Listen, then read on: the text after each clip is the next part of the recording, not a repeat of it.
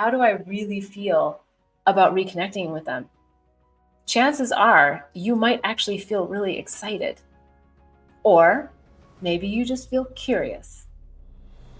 Or maybe you feel absolutely not. But if you felt absolutely not, you wouldn't be asking me the question. So I feel like the curiosity is there. I feel like there is, I do get like a little flame here, a little pilot light on for you wanting to rekindle this friendship. A dear friend betrayed me many years ago, and we fell out of friendship. She recently contacted me again, wanting to get together. I'm not sure if this is a good idea. How can I get clear on this? A couple of things come forward on this. One is I would really feel into your body, because I'm getting that right now you're very focused on the storylines of the past, and that's fair. Anyone would. What I'm asking you to do is to just switch the mind and the heart and feel into the heart center and feel into what that friend meant to you and feel into where they may be coming from.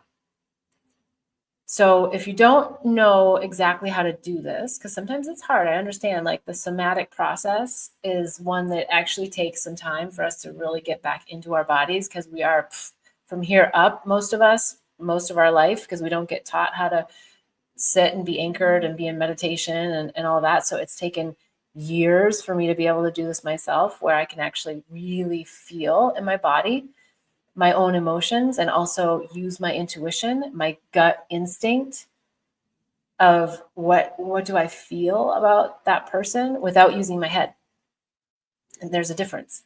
So try to set the storylines aside of what happened just momentarily and just feel into the connection that you had with that friend when it was good and why you were connected to them. So that would be step number one. Step number two is I would think about yourself and how you see that you may or may not have, hopefully you have, evolved from the last time you communicated with them. How have you evolved? Like where have you come in your life, in your journey, your spiritual journey, your feelings about friendship and how you navigate friendship? Because chances are between them and now, there's probably been a lot of other friends that you currently have or have had. And then just say, is there a pattern that I have?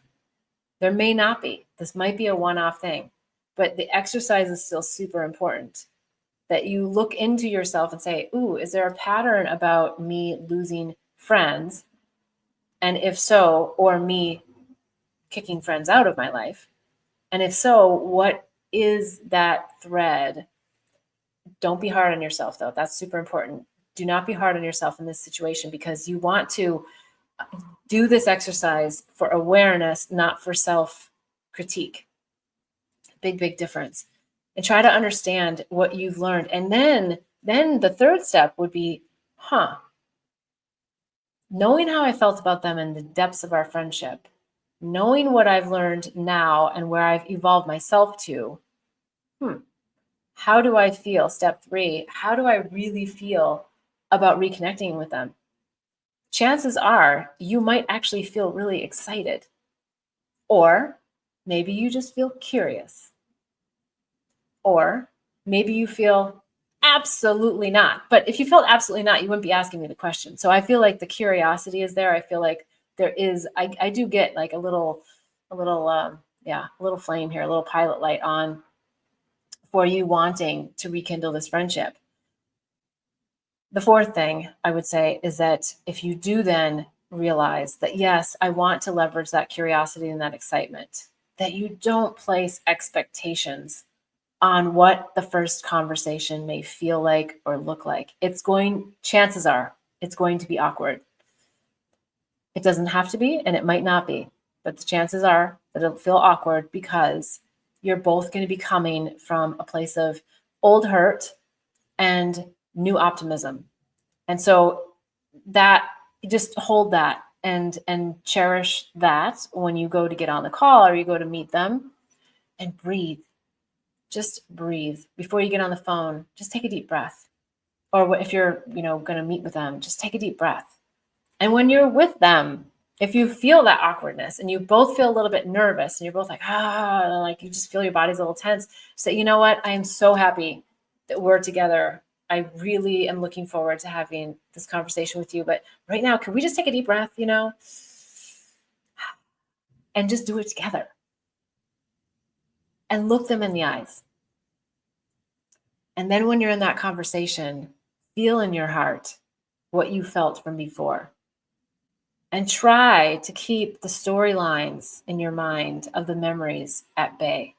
Because the whole point of even making the effort to get together with them is to just see where they're at in their heart and to see where you're at in your heart.